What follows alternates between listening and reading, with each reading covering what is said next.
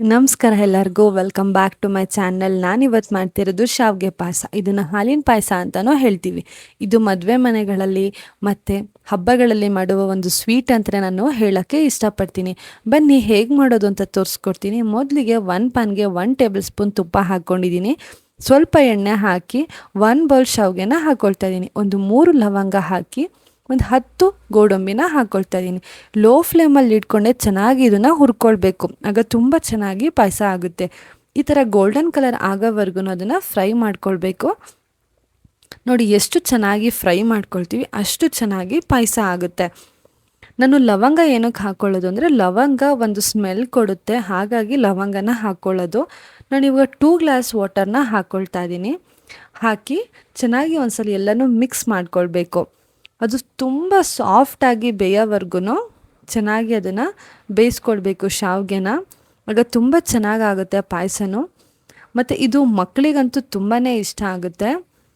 ಯಾಕಂದರೆ ಮಕ್ಕಳಿಗೆಲ್ಲ ಮಾಡಿದ್ರೆ ನೀವು ಚೆನ್ನಾಗಿ ಅದನ್ನು ಬಾಯ್ಲ್ ಮಾಡ್ಕೊಳ್ಳಿ. ತುಂಬ ಸಾಫ್ಟಾಗಿ ಬೇಯಿಸ್ಕೊಂಡ್ರೆ ಮಕ್ಕಳು ಕೂಡ ಅದು ಗಂಟ್ಲಿಗೆಲ್ಲ ಸಿಗಾಕೊಳ್ಳಲ್ಲ, ಹಾಗೆ ಅವರು ಕುಡಿಬೋದು. ನೋಡಿ ಇವಾಗ ಒಂದ್ಸಲ ಎಲ್ಲನೂ ತಿರುಗಿಸ್ಕೊಳ್ಳಿ. ಈಗ ಆಲ್ಮೋಸ್ಟ್ ಅದು ಬೇಯ್ತಾ ಇದೆ, ಆಗಿದೆ ಇವಾಗ ಆಲ್ಮೋಸ್ಟ್. ಫುಲ್ ಅದು ವಾಟರ್ ಎಲ್ಲ ಫುಲ್ ಡ್ರೈ ಆಗುತ್ತೆ, ನಿಮಗೆ ಗೊತ್ತಾಗುತ್ತೆ ಚೆನ್ನಾಗಿ ಅದು ಸಾಫ್ಟಾಗಿ ಬೆಂದಮೇಲೆ. ನೀವು ಒಂದ್ಸಲ ನೋಡಿ ಈ ಥರ ಸ್ಮ್ಯಾಶ್ ಮಾಡ್ಕೊಳ್ಳಿ ತೊಗೊಂಡು, ಆಗ ನಿಮಗೆ ಗೊತ್ತಾಗುತ್ತೆ ಅದು ಚೆನ್ನಾಗಿ ಬೆಂದಿದೆಯಾ ಇಲ್ವಾ ಅಂತ.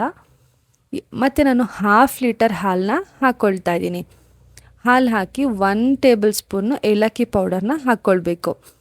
ನಾನು ಏಲಕ್ಕಿ ಪೌಡರ್ಗೆ ಸಕ್ಕರೆ ಹಾಕಿದ್ದೀನಿ ಅದನ್ನು ಪೌಡರ್ ಮಾಡೋಕ್ಕೋಸ್ಕರ, ಇಲ್ಲಾಂದರೆ ಡೈರೆಕ್ಟಾಗಿ ಅದು ಪೌಡರ್ ಆಗೋಲ್ಲ. ಹಾಗಾಗಿ ಸಕ್ಕರೆ ಮತ್ತು ಏಲಕ್ಕಿ ಪೌಡರ್ ಹಾಕ್ಕೊಂಡ್ರೆ ಚೆನ್ನಾಗಿ ಅದನ್ನು ನಾವು ಜಜ್ಜಿದ್ರೆ ಚೆನ್ನಾಗಿ ಅದು ಪೌಡರ್ನ ಆಗುತ್ತೆ. ಒಂದ್ಸರಿ ಎಲ್ಲನೂ ಅದನ್ನು ಮಿಕ್ಸ್ ಮಾಡ್ಕೊಳ್ಳಿ.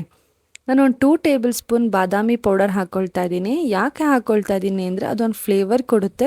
ತುಂಬ ಚೆನ್ನಾಗಿ ನಾವು ಈಗ ಹೇಗೆ ಶಾಪಲ್ಲಿ ಇನ್ಸ್ಟೆಂಟ್ ಪೌಡರ್ ತಂದು ಮಾಡ್ಕೊಳ್ತೀವಿ ಹಾಗೆ ಆ ಟೇಸ್ಟ್ ಬರುತ್ತೆ, ಆವಾಗ ತುಂಬ ಚೆನ್ನಾಗಿರುತ್ತೆ.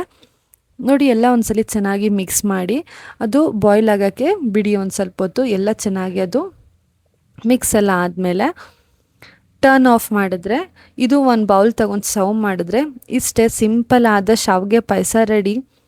ಇದು ಬ್ಯಾಚುಲರ್ಸ್ಗಾಗಲಿ ಹೊಸ್ದಾಗಿ ಮದುವೆ ಆದವ್ರಿಗಾಗಲಿ ಯಾರು ಬೇಕಾದ್ರೂ ತುಂಬ ಈಸಿಯಾಗಿ ಮನೆಯಲ್ಲೇ ಮಾಡ್ಕೊಳ್ಬೋದು. ಮಕ್ಕಳಿಗಂತೂ ತುಂಬಾ ಇಷ್ಟ ಆಗುತ್ತೆ. ನಮ್ಮನೇಲಂತೂ ಎಲ್ಲರಿಗೂ ಇಷ್ಟ ಶಾವಿಗೆ ಪಾಯಸ ಅಂತ ಅಂದರೆ. ನಿಮಗೂ ಕೂಡ ಈ ಪಾಯಸ ಇಷ್ಟ ಅಂತ ನಾನು ಭಾವಿಸ್ತೀನಿ. ಇಷ್ಟ ಆಗಿದರೆ ನನ್ನ ಚಾನಲ್ನ ಲೈಕ್ ಮಾಡಿ, ಶೇರ್ ಮಾಡಿ, ಸಬ್ಸ್ಕ್ರೈಬ್ ಮಾಡಿ. ಆ್ಯಂಡ್ ಅಂಟಿಲ್ ನನ್ನ ನೆಕ್ಸ್ಟ್ ವೀಡಿಯೋ ಸಿಗೋವರೆಗೂ ಹೀಗೆ ನನ್ನ ಸಪೋರ್ಟ್ ಮಾಡ್ತಾಯಿರಿ. ಆ್ಯಂಡ್ ಬೆಲ್ ಐಕನ್ನ ಪ್ರೆಸ್ ಮಾಡೋದು ಮಾತ್ರ ಮರಿಬೇಡಿ. Thank you for watching.